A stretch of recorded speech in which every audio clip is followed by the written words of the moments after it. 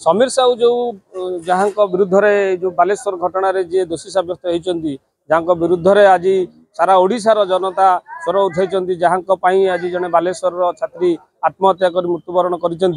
समीर साहू भुवन बाजीराउत college थिला बेले से बहुत उद्धत हुए बाजीराउत कॉलेज जो सीनियर माने डिपार्टमेंट जो सीनियर अध्यापक अध्यापिका अच्छा से अवमानना करे जो एक घटना घटी जहाँ से भुवन कॉलेज माड़ खाई आज एक विराट बड़ घटना घटे से जो दंड दोषी सब्यस्त होती दोषी दोष कर आशा रखी सरकार निवेदन करी से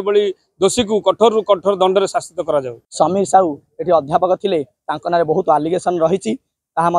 एपर्यंत से कम्प्लेन आम भुवन बाजीराउत कॉलेज थी पारे से बहुत छात्र छात्री को निराश हारासमेंट करती मानसिक जंत्रणा से दोषी को से जड़े शिक्षक ना कलंक ये शिक्षक समाज क्षतिग्रस्त एम समाज में